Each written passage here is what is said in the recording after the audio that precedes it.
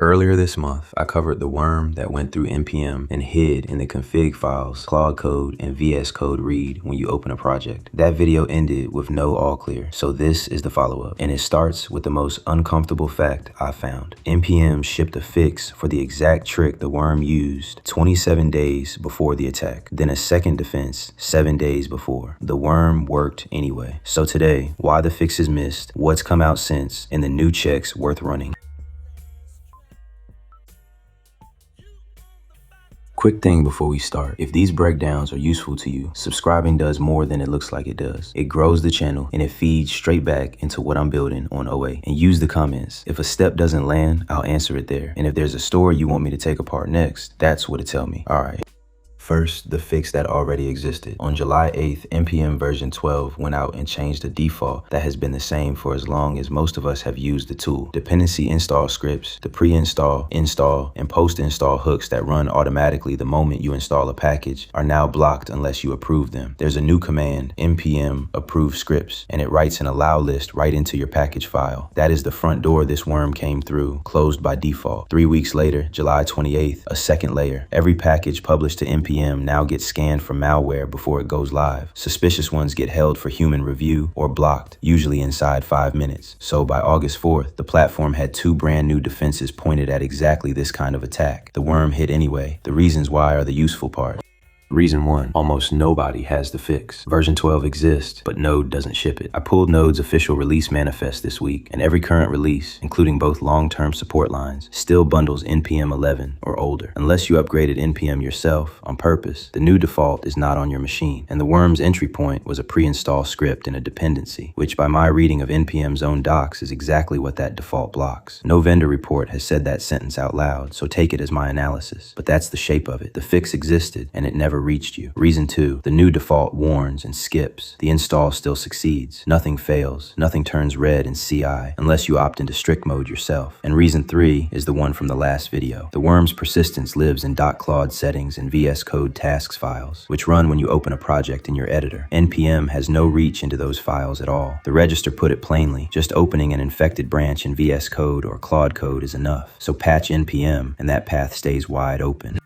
Now, the detail that came out in the postmortems. The poison release of key V carried a valid provenance attestation. That's the system that's supposed to prove a package was built by the real project's own pipeline. And here's the thing, it was. The attacker pushed malicious code into the repository first, then let the project's own build system cut the release. So the attestation told the truth about the build, and the build was poison. Sneak's write-up drew the boundary well. Provenance can faithfully attest a build whose source has already been compromised. A signature proves who signed. It does not prove the change was authorized. The same morning, phase 2, the worm jumped from that first maintainer's packages into publishing scopes belonging to real companies. Service Titan, Click, Deliveroo, PixArt, OneReach, Ornicar. One research team clocked it hopping from org to org every 2 to 7 minutes. To be precise about what that means, those companies' npm scopes published poisoned packages. That is not the same as saying those companies were breached. Beyond it, and the totals still don't fully agree. 400 to 452 packages, depending on who counted and when they stop counting. The ranges are in the description, like last time. On who did it. Zscaler ties this to a group that published the worm's source code on GitHub back in May. Palo Alto's Unit 42 says it cannot yet tell whether that group ran this attack or whether someone else picked up the public toolkit. Both write-ups are careful, and I'd rather show you the disagreement than flatten it. What isn't in dispute is the infrastructure. The malware reads its command server address out of a smart contract on Ethereum, and one transaction rotates the entire fleet to a new server. Block lists don't hold, and nobody can take the contract down. That design choice is a big part of why there's still no all clear.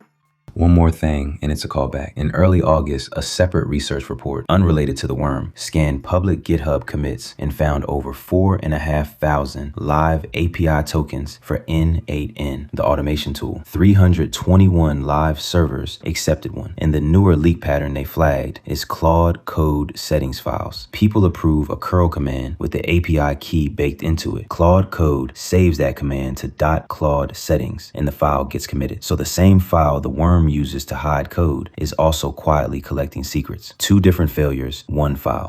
So, the updated checklist. The 3 commands from the last video still stand, and they're in the description again. Here's what's new. Clear your package manager caches, npm, yarn, pnpm, because a poison copy sitting in cache can reinfect a clean install. Then, check your repos for commits you didn't make. The worm authored commits under a Claude email address added workflows named run copilot, and with the right token, it pushed its hook files to as many as 50 branches in a single repo. Checking your default branch alone is not enough. Then, the 2 upgrades. Install with lifecycle scripts off, npm CI with the ignore scripts flag. Same advice as last time. And now that you know Node won't hand it to you, go get npm 12 yourself. It's 1 command, and then run npm approve scripts in the repos you touch every day and actually read the list it shows you. If any of these checks hits, the order from last time still applies. Clean the dropped files and the token monitor first, then rotate your credentials.